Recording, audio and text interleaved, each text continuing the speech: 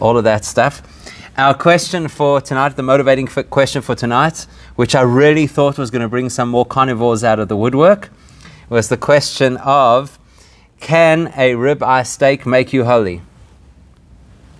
Funnily enough, not long after putting that question out there, somebody sent me a question. If they produce lab-made, lab-produced bacon, would you be allowed to eat it? So, for clarification, I'm talking about kosher steak. Okay, we're not going to talk about non-kosher steak. So if there's a kosher steak, a delicious kosher steak, can a kosher steak make you holy? That's my question for this evening. And before we start, I'm curious if anybody has any insight and an opinion on this. I'm sure there has to be at least one vegetarian in the mix. So at least one person is going to say, forget about it, there's no chance, not possible. Maybe if it was a soya burger, then you have a possibility of becoming holy. So, yeah, any thoughts? What do you think? Can a ribeye steak make you holy? Well, obviously you've got an agenda. Obviously, I have an agenda. Yes. What makes you think I have an agenda? Where do you get that idea from, that I might have an agenda? But I fail to see how eating a steak can actually make one holy. You're right, you fail to see how eating a steak could make a person healthy. Holy. That was a bit Freudian. So, you fail to see how eating a steak can make a person holy. It could make me feel satisfied. But Satisfied it could, yes. How would it make you feel? How would it make you healthy? I mean holy. I keep saying it, right? How would it make you holy? So now I'm going to ask the question from a different perspective. You're right. What kind of a mishugas is this? Who on earth, in their right mind, would believe that eating steak is going to make you holy? And if that were the case, why would we be having a Tanya shir? We'd be having a braai. If that was the objective, that eating steak could make you holy. Let's flip the question. Can eating steak make the steak holy? So now that's a funny thing, because on our agenda we may well, even if it's not a conscious thought, we may well have a thought that I'd like to be a holy person, and whatever holy indicates, and I'd like to, that could be an aspiration. I'm not too sure that anybody has an aspiration, please God, one day my steak should be holy. Ever had that? In Jerusalem, I don't know if it's still there, but they used to have a bagel shop called Holy Bagel, which makes sense, of course. If you're in Jerusalem, you're going to call it Holy Bagel. All bagels are holy. Well, that was the thing. It was the play on words. Exactly. That every bagel is a holy bagel. That was the play on words. But a holy steak, I know people who, the way that they braai, you could say holy smoke. But a holy steak, why is that even an aspiration? Why is it even something that you would think about? Okay? So that's the introduction to what we're going to be speaking about this evening.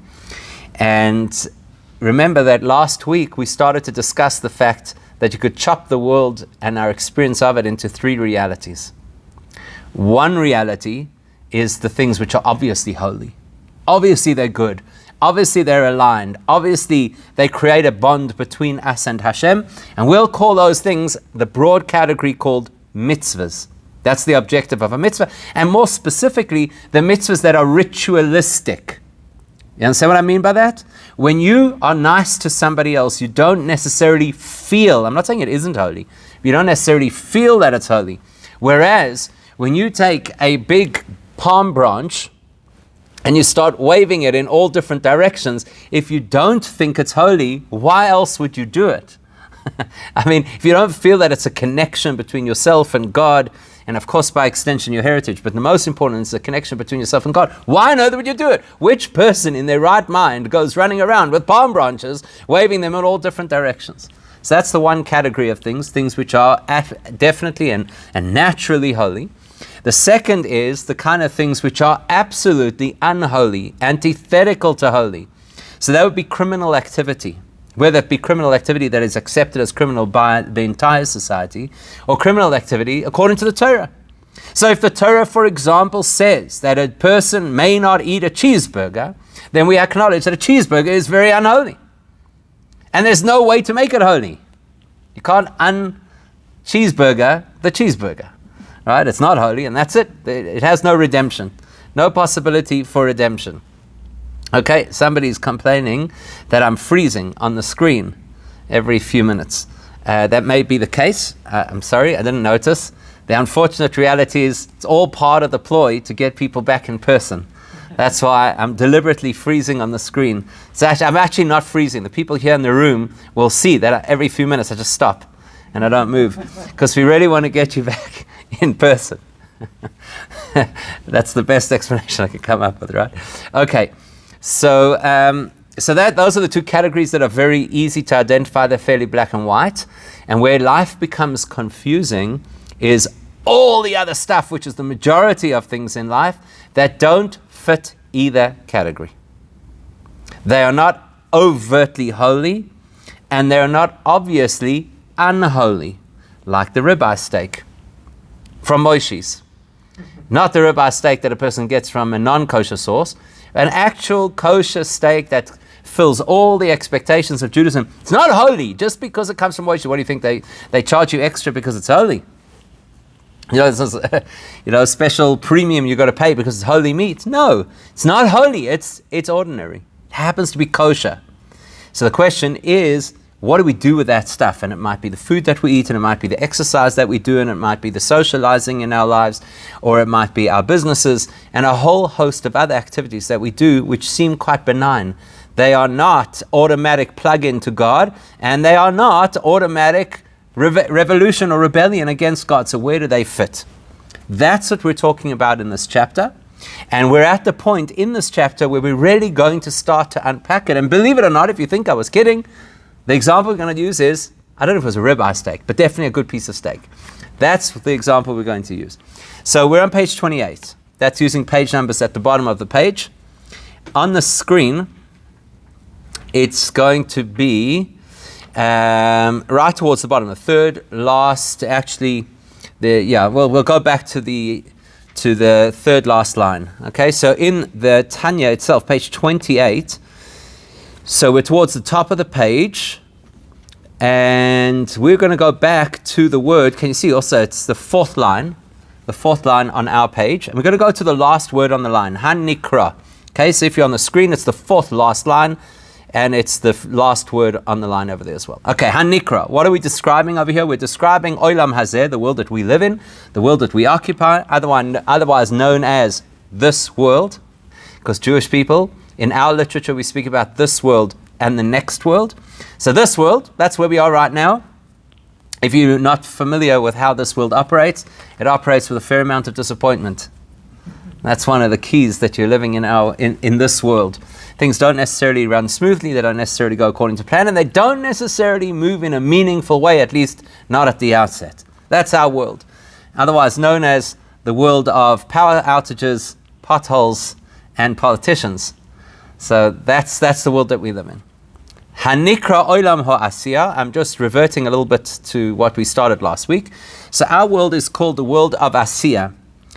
Perhaps a better word than world is the word dimension. So we're living in a dimension called asiyah, and the dimension of asiyah, out of all the various dimensions that exist, because yes, we do believe in a multi-dimensional reality. So if you're into metaphysics and multiverses, we do believe in the concept of a multiverse. We don't necessarily believe that we have doppelgangers living in the other multiverses, but we do believe in a multi-dimensional reality. And we're in the lowest. Out of all the dimensions that exist, we're in the lowest. We're in the so-called celestial basement. And that's called Olam Ha'asiyah. That's what it's called. The world of Asiyah. How would you translate Asiyah? Anybody know? How would you translate the word Asiyah? Action. Right? The world of action. We're in the dimension of action, which basically means that more than anything else, it means two things. Number one, the most valuable things that we can do in this world are actions. You can have all the intention in the world. If it doesn't translate into an action, it's a waste of energy, on the one hand. And on the other hand, it also indicates that a lot of our connection is only as deep as action. We don't necessarily feel the value of our actions. So let's go back to the person waving the palm branch, right? The lulav. Maybe the only reason they're doing it is because it's a Jewish practice, and therefore I know that I'm observing what Hashem wants. Doesn't mean I feel anything. What do you feel like you're conducting some kind of spiritual electricity through you as you point to the lulav in different directions? No, you get the action. That's what you get. So we live in Olam Ha'asiyah, in the world, in the dimension that is defined by action. And there's a big advantage to that, because it means you can do good things even if you don't necessarily have the best intentions, as long as the actions are good. Olam Ha'asiyah, Ruboi Kukuloi Ra. It is a world which is almost completely bad. Bearing in mind that last week we discussed that the definition of bad over here does not mean rotten. It doesn't mean that it's vicious. It doesn't mean that it's criminal. But it does mean that it is a world primarily about things that are not connected to God. So if you find that a little difficult to accept, pay attention next time you drive down the road and see how many things between here and home make you feel connected to God. It's a good test. If you drive down the street and you see the billboards, when last did you see a billboard that had a message that somehow makes life more meaningful? The only time you ever have meaningful signs on a billboard is when they don't have advertisers. It's the only time they might put something up like, be kind, or something, because they don't have advertisers. But the world isn't designed that way. The world isn't naturally designed to precipitate goodness. That's our job. That's where we've got to work. The nature of the world is survival of the fittest. It's a brutal environment. Ruboi kekuloi ra. The majority of the reality of our world is challenging, difficult, and possibly even negative. Rak ma'at toiv ma'urav b'soicha. This is where we left off last week. But don't worry, there's a sprinkling of goodness in our world. It's not a complete write-off. There's a sprinkling, there's a silver lining of goodness in our world. And before we analyze exactly what that sprinkling of goodness might be, there's a really good lesson for us. You know what the lesson is? Be the silver lining. It's all very well for us to sit here, with a big chip on our shoulders and say, the world is a terrible place. Look at this and look at that and look at the other thing. I find that recently more and more people are saying that the whole world is in trouble. There was a time where people used to say, we're in trouble where we live, but other people they're okay. And you hear more and more people are saying now the world is in trouble. The world is a bad place. The world has lost its moral compass. The world has become a place of all kinds of bad behavior. Okay, that might all be valid, but it's not useful. So if ma'at toiv, if there's a little bit of good to be sprinkled in our world, we should be the ones sprinkling it. We should become that bit of good. But that's not where we are in Tanya. In Tanya, we're just doing an assessment. This is an assessment of our world, and our world is a place where there's a lot of really tough stuff around us, consuming us, weighing on us.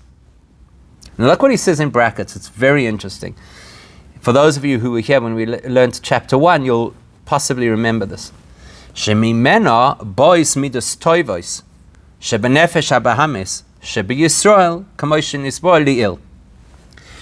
That little bit of good, that silver lining, is part and parcel of our own makeup. Now, one of the big premises of the early part of Tanya is that we run on a dual soul system.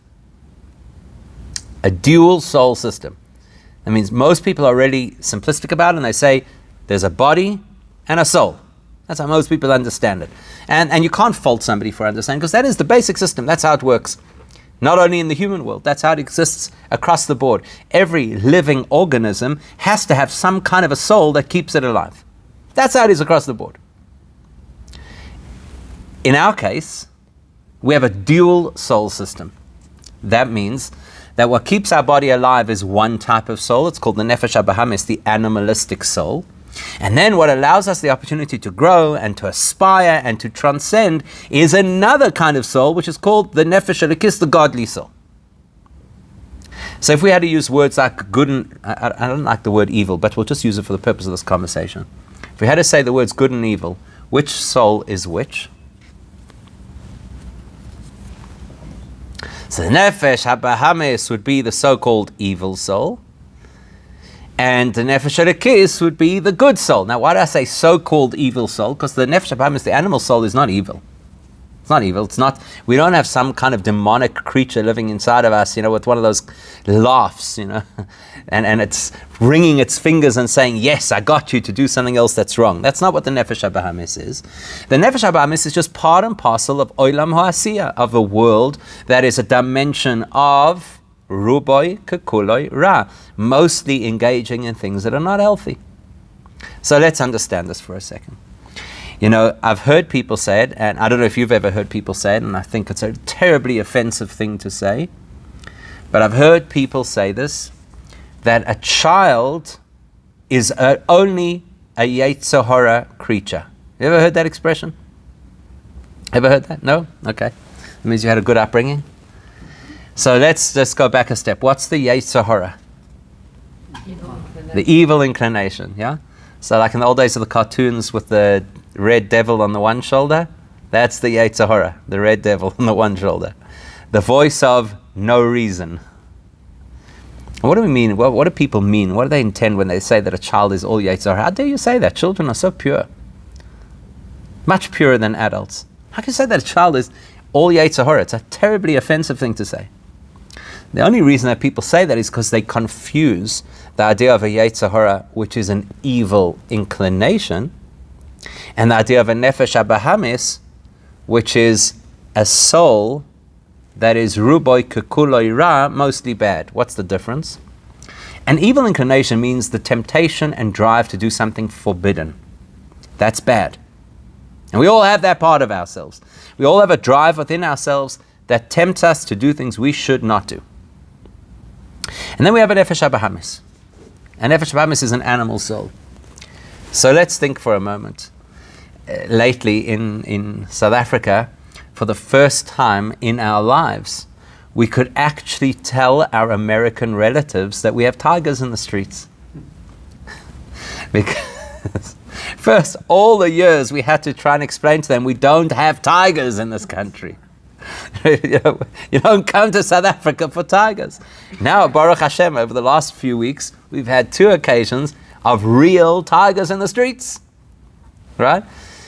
So now, you have a tiger walking down the street. How it got there? Weiß ich nicht, because it's not indigenous, doesn't belong here, but there's a tiger walking down the street. Is the tiger bad?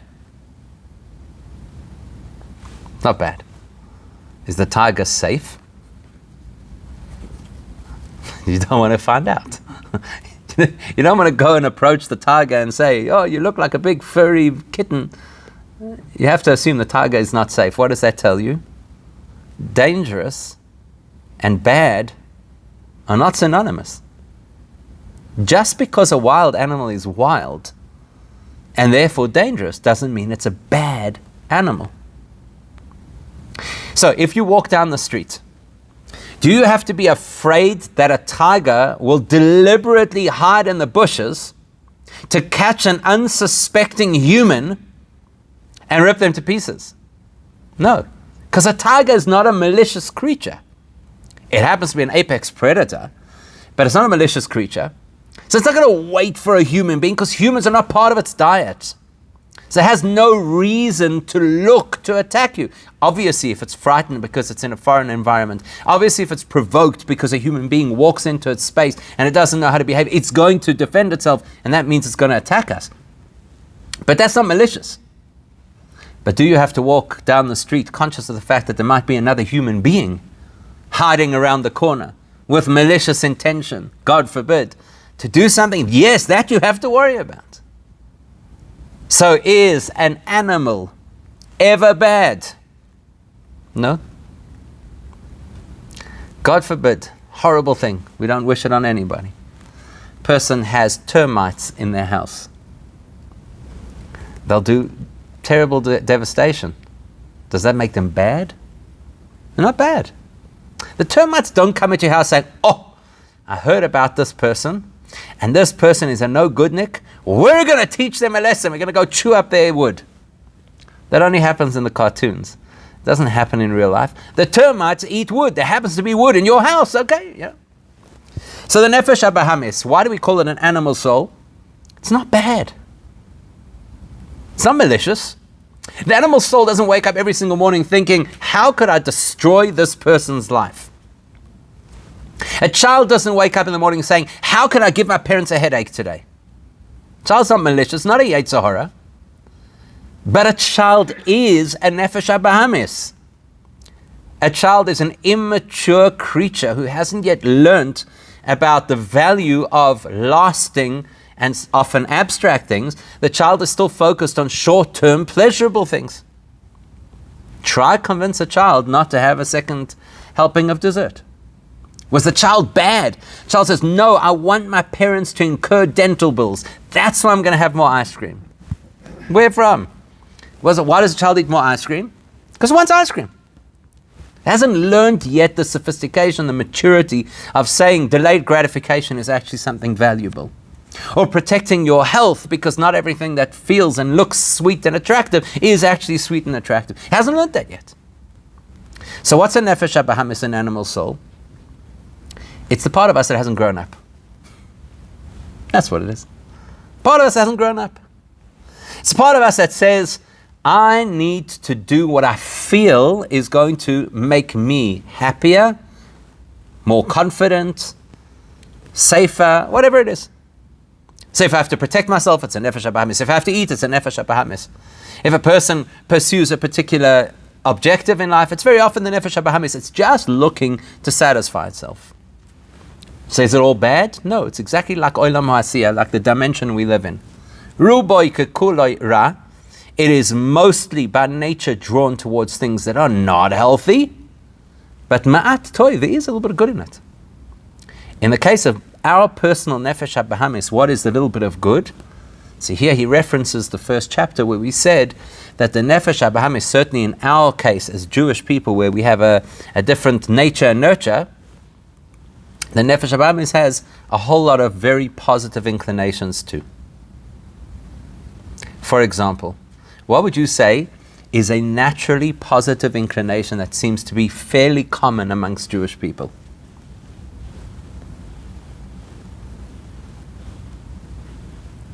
What would you say?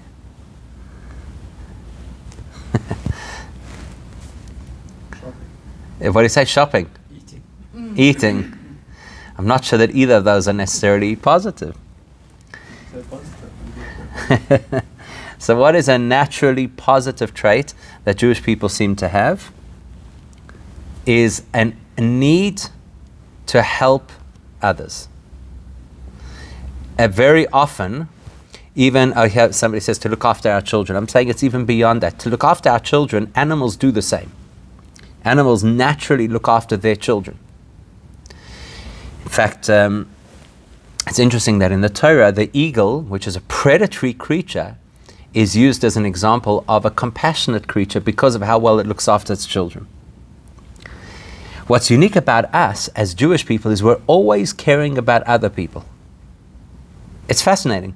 We're always the leaders in humanitarian and welfare organizations in a disproportionate way. Is that important for self-preservation? No. Sometimes it works against us.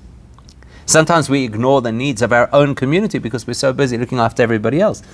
But it's an animal drive that is very positive. Animal because it isn't necessarily mature, meaning to say we haven't necessarily looked at it as an objective value and said, where best should we put our resources? But it is a fundamentally positive trait. To want to help people is an amazing trait.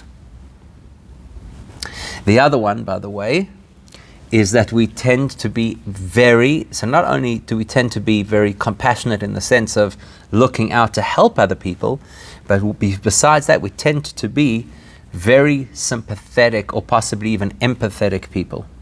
And sometimes that really works against us because we tend to over-sympathize with people who don't like us. It hasn't always worked out well for us. It's right throughout the course of our history. Ever since, for example, King Saul, who couldn't bring himself to eradicate the nation of Amalek, as Hashem had told him to, ever since then till today, that is the Jewish problem. We don't have that ability to be cruel. I'm not saying as individuals we can, as a society we can, but we battle with it, and we tend to err on the other side, which is to become over-sympathetic to people, often to the wrong people. That's silver lining of the Nefesh HaBahamis. It's a parenthetical point that he makes over here. Let's go further. Vehi bechina mumutzas. What we're describing over here, and the thrust of this chapter is to describe what we learned last week, is called klipas noiga. Klipas noiga means you don't naturally see access through this particular behavior or through this particular item to something meaningful, holy, transcendent, and connected to God. But noiga, there is light inside it if you know where to look. So that's bechina mumutzas. This is what we call an intermediate reality. Bein sholosh klipois atmeos legamre, that sits in between the two extreme realities that we described. The one extreme reality was total rebellion against God on the one hand, or bein bechinas madregas hakadusha, and on the other extreme, things which are absolutely holy. Okay, so let's just again be clear so we know exactly what we're talking about. I'm going to throw out a word at you. Please tell me if it is holy, neutral, or antithetical to Judaism, in other words, unholy. Okay, so we're going to say it's either holy, neutral, or unholy. Okay, let's see if we can do the exercise. Tefillin, holy. Okay. Chazar, unholy. Okay, that was easy, right? Two extremes. Let's go further. Shabbos candles, holy. Birthday candles, neutral. Candles used in an idolatrous ceremony, unholy. So isn't that interesting? You've got the same material, and depending on how it is used, would completely shift the nature of what it is. So now let me ask you the question. Candles, because each of those candles had an adjective. Candles, are they holy, unholy, or neutral? Neutral, right? And an easy way to relate to this is, if I had to ask you outside of the context of holy and unholy, but in the context of dangerous or safe, or neutral, what is a knife? Neutral. There's nothing inherently bad about a knife, and there's nothing inherently good about a knife. The nature of a knife will be decided by who's using it and for what purpose. So the same knife that you and I would use in our kitchens is the same knife that you see on the streets of Jerusalem in the hands of a terrorist. Same knife. Completely different intention. That's what we're describing over here when we talk about this reality called klipas noiga. It sits in between the extremes. It's not automatically qualified as holy. It's not automatically qualified as unholy, which effectively means beyond redemption. So a knife can be used for something positive. A hand grenade, I don't know what the positive use of a hand grenade is, right? It doesn't have a redemptive quality to it. I know somebody's going to say, yes, it's important if you have to defend yourself. Nobody said it has to be that weapon in order to defend yourself. Something that causes such great grievous bodily harm can't be positive. Can't be positive. And just as an aside, there's a very interesting debate. Let's say on Shabbos you live in a place where there's no Eruv, so you're not allowed to carry on Shabbos, right? In that area, you're not allowed to carry outside of your house. Are you allowed to wear glasses outside of your house if there's no Eruv on Shabbos? Are you allowed to wear glasses? So the answer would be what? If you need them, you have to wear them. What are you supposed to do? Sunglasses, different story. Sunglasses, we don't know. You might not need in the middle. You might take them off because it's got cloudy or something. You might end up carrying. There'll be a problem. You have eyesight like mine. You don't have to worry about taking off your glasses. Never going to happen. Okay?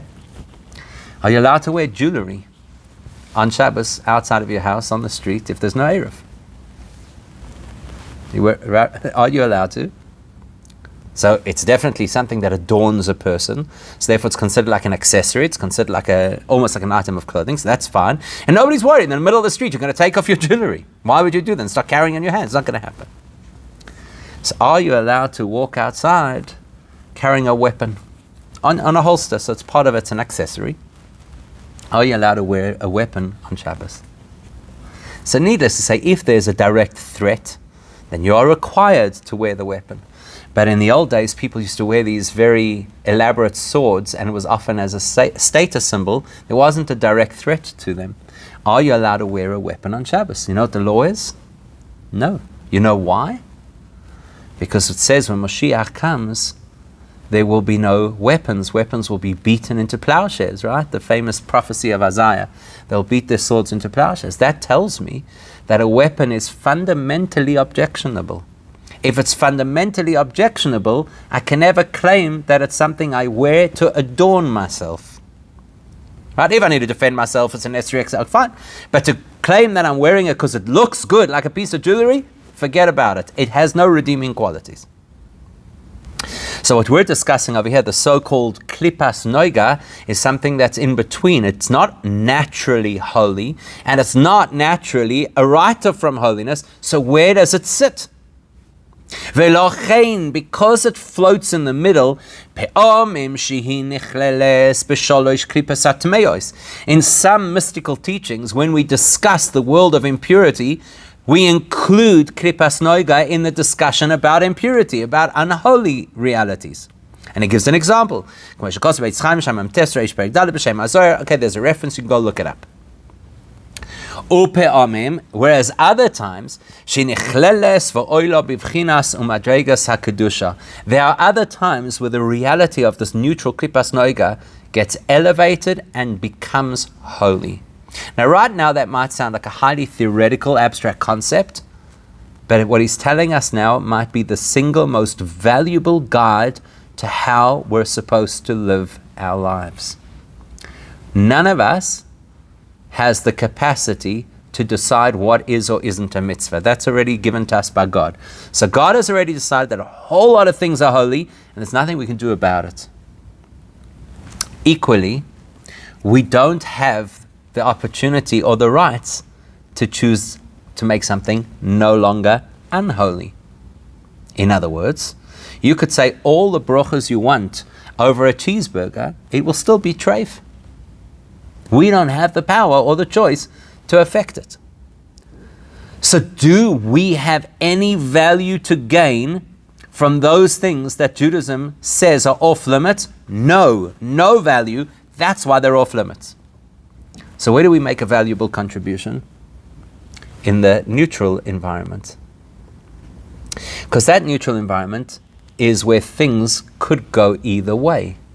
They could either transform into something which is highly meaningful and holy, or they could drop into a reality that is completely unholy. And guess who determines that?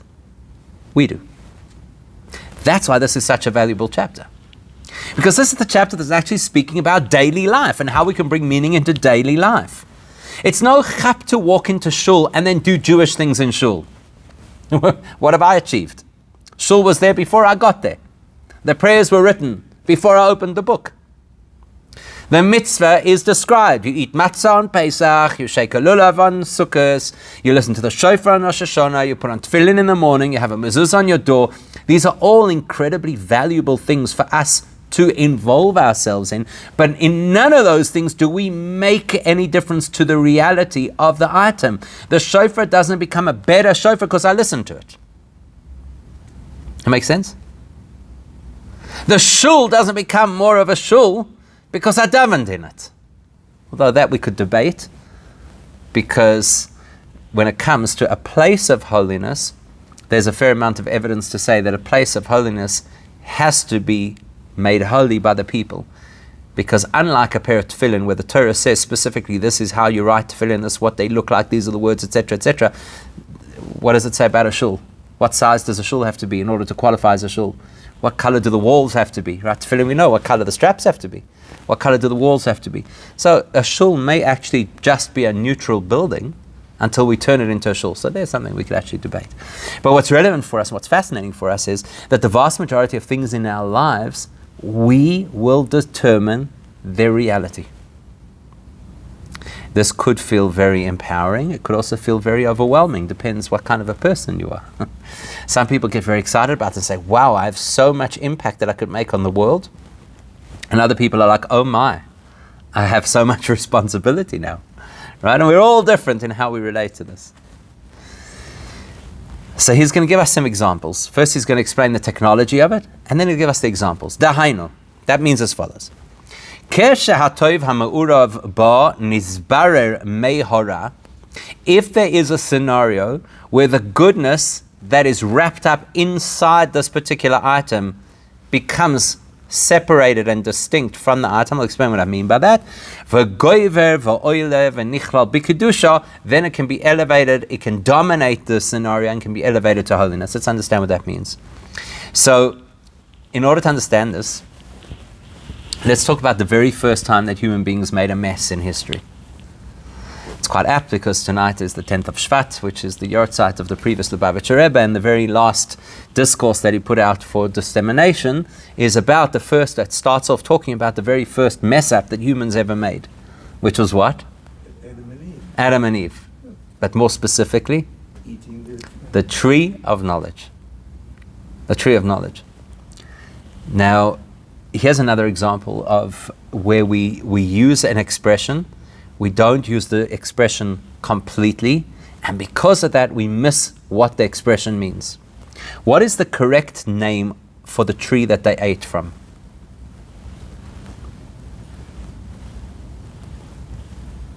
What was it? The tree of?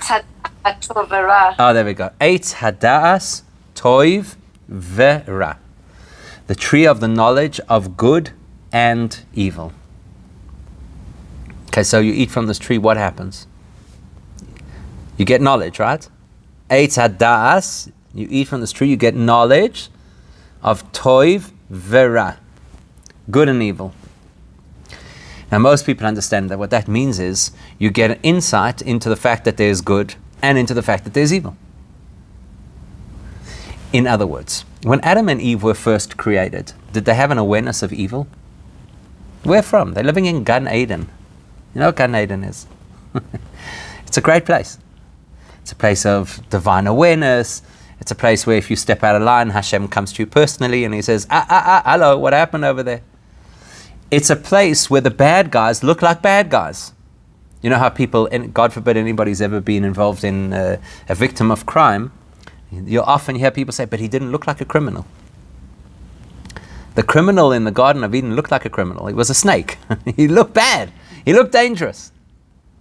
Did they know about evil? They knew about evil as an abstract theory. Oh, there's a snake. Watch out for the snake. What happened when they ate from the tree of knowledge is you got toiv vera. You got a mixing of good and evil. As the Talmud puts it, ever since then, ein toiv beloi ra. There's nothing in the world that is good that doesn't have any negative. Ve'ein ra beloi toiv, and there's nothing in the world that is completely bad that doesn't have something positive. We're talking about the rotten apples last week, yes? So there's a great example of toiv vera. There's the appearance of the apple is good. It looks good from the outside. The inside of the apple is bad. Don't you think life would be a lot more manageable if there was a clear filing system that said bad things, good things? At every intersection, it had a sign, sin, holiness. Don't you think life would be a lot more manageable? How does life really work? Life is a mass of dilemmas. I don't know. What's that? Lessons from the dilemmas. But you first have to have the dilemma. So what's the dilemma? Toiv vera, that the good and the bad is all mixed up together. So now let's go back to my original question. Can a ribeye steak be kosher? What are you talking about?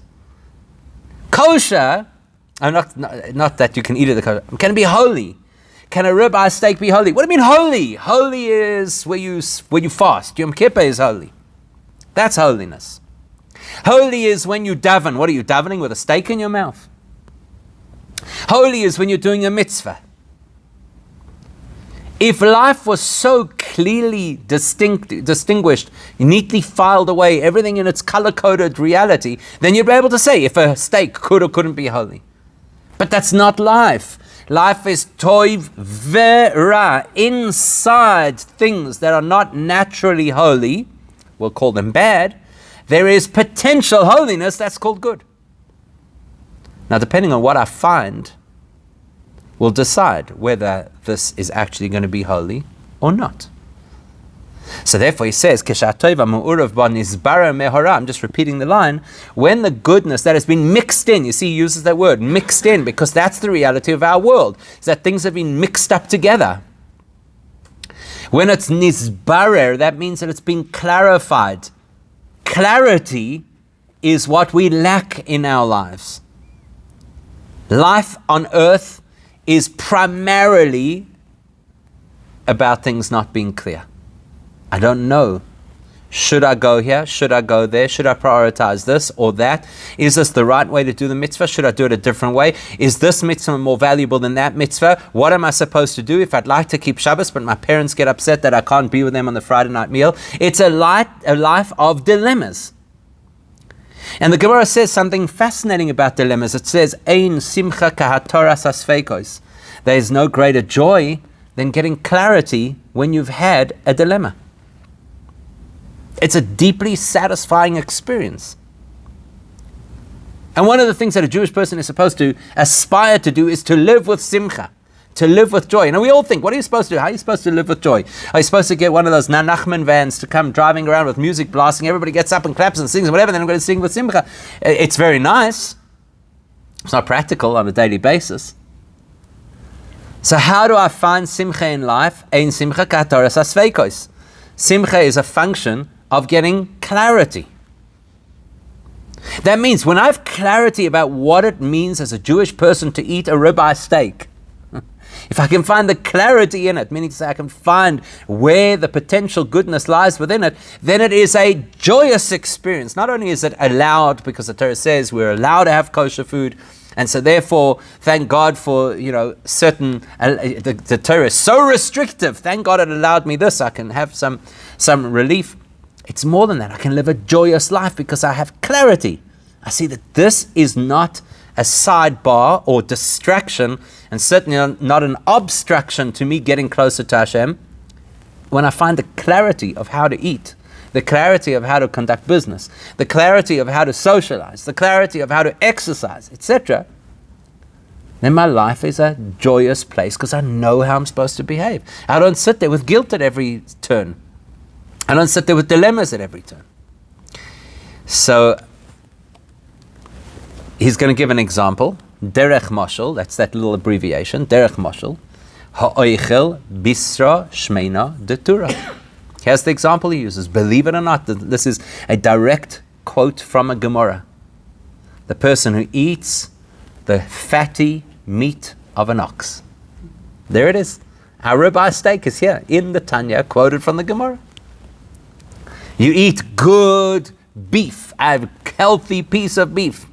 Or the other example the Gemara uses, Veshoise yayin mevusam, or you drink wine that has a good flavor, a nice aged, proper, not kiddush wine.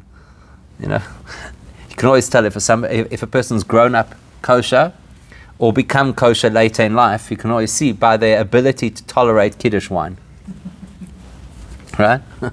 Like, from people think Kiddush wine, that's wine. Everybody else says, that's not wine. That's some kind of a syrup that people have for sacramental purposes. And then there's wine. So, yayin mevusam, if a person drinks wine that is a good, aromatic, flavored wine, laharchiv, listen to this, I promise you none of us has ever considered this before. Laharchiv daitay la'ashemu l'teirasoi, with the intention that if I eat well, and I drink well, bear in mind, in those days, it was water or wine. What else were you drinking at a meal? There were no soft drinks or anything like that. So I'm having a good meal so that I feel like a mensch, so that I can learn Torah better. Now you've got to be brutally honest with yourself about this, right? Nobody says, I need the third helping of ice cream so I could be more dedicated to my Torah learning. That's not what he's saying. He's saying have a good piece of protein and have a good glass of wine. The Gemara talks a lot about how wine is good for the mind, obviously in moderation. That wine and that steak is now holy. Didn't the Rebbe say you've got to have One should have 4 glasses of wine. No, the Rebbe said that when it comes to drinking alcohol, any kind of alcohol, you should not have more than 4, because people tend to overdo it. And the Rebbe was very... But then you condone having up until 4. Yeah, some people say if you're supposed to have 4, then you should dafka have 4. But the point he's making over here is that we all know that if you're going to eat food, firstly it has to be kosher. But actually the meaning of the word kosher means that it is suitable. That means it's now suitable for a process. It doesn't mean the process has happened. And then you're supposed to say a bracha before you eat the food. Saying a bracha is the gateway to getting your head right, to be able to eat food in a meaningful way. But the bracha is not going to do the trick. It's the intention, what in today's world people will call mindful eating, something that Torah was speaking about centuries ago. That when we eat the food, the entire experience of eating should be directed so that I have the energy or the peace of mind or the broadness of mind to be able to learn Torah better. That's how you make a ribeye steak holy. And he gives an example. Look what the Gemara says. Rava, who was one of the greatest Talmudic scholars, says, Chamra v'reicha chulei. He says when a person has good wine with a good aroma, it sharpens the mind.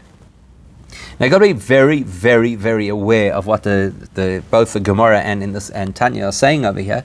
This is by no means an excuse that people could use to satisfy their personal vices and say, but my intention is to serve God.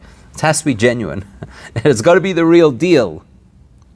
And likewise, there's no question about it that in the same way as a particular food stuff might not be kosher because the Torah outlaws it, there may be other substances that the Torah outlaws for other reasons. And this, even though it uses the word wine, is certainly not a reason for a person to say, I need a lot of alcohol or some other substance in my life in order to be able to have a spiritual experience. That's not what he's saying.